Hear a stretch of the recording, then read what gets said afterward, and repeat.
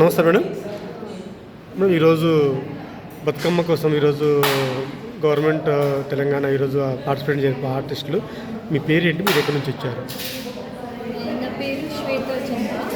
ఇంకా నేను Shantiniketan fine arts చదివాను, అక్కడ బ్యాచిలర్స్ అండ్ మాస్టర్స్ చేశాను.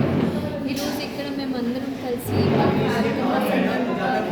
క్యాంప్ ఉమెన్స్ క్యాంప్ అని కండక్ట్ చేస్తున్నాను. 34 ఉమెన్ ఆర్టిస్ట్ అన్ని జాగాల నుంచి ఆల్ ఓవర్ ఇండియా నుంచి వచ్చారు. ఇది నా వర్క్.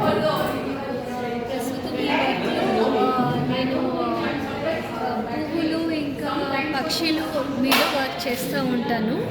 ఇప్పుడు మనకి మొత్తం ఇప్పుడు సిటీ లైఫ్లో ఎలా ఉంటుందంటే మాకు ఇవి తక్కువనే కనిపిస్తాయి, అందరికీ కనిపించవు. ఇంకా నాకేంటంటే మేము ఎప్పుడు ఎక్కడైనా హాలిడే వెళ్ళాలనుకుంటే మేము ప్రకృతి దగ్గరికి వెళ్ళాలనుకుంటాం.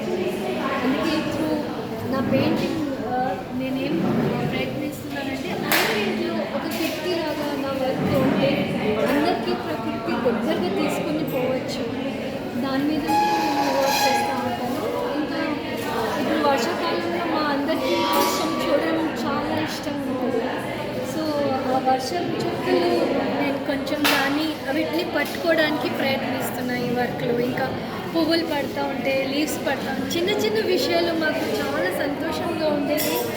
దాన్ని నేచర్ మీద ఈ వర్క్లో నేను క్యాప్చర్ చేసి మూమెంట్ని అందరూ ఇంటి దాకా తీసుకొని రావాలని ప్రయత్నిస్తాను. ఓకే మేడం, ఇప్పటి వరకు మీరు ఎన్ని పెయింటింగ్ వేసింటారు? అది కౌంట్ చేయలేము, కానీ ఇప్పుడు ఒక దాదాపు ఆల్మోస్ట్ 20 years అవుతుంది. మీరు ఈ పెయింటింగ్ సైడ్ ఎట్లా మీరు ఇన్స్పిరేషన్ అయ్యారా, లేదంటే ఎట్లా వచ్చారు ఈ పెయింటింగ్ సైడ్? అంటే నేను చిన్నప్పటి నుంచి నాకు పెయింటింగ్ అంటే చాలా ఇష్టము. ఇంకా మా ఆంటీ నన్ను ఆర్ట్ గ్యాలరీస్ తీసుకుని వెళ్ళేది, మా పెద్దమ్మ. అయితే అక్కడి నుంచి వేరే వాళ్ళ వర్క్స్ చూసి నాకు అనిపిస్తూ ఉండేది. మన ఇంటికి వచ్చిన తర్వాత తను పడుకుని తను నాకు ఏదైనా ఎంగేజ్మెంట్ చేయాలని, నువ్వు ఏదైనా చేసుకో అనేది. తన కాటిగా పెన్సిల్ తీసుకొని మొత్తం నేను ఫ్లోర్ మీద గీసేది. అక్కడి నుంచి స్లోలీ నాకు ఇంట్రెస్ట్ పెరిగింది. ఇంకా స్కూల్లో after marriage how is your sir support?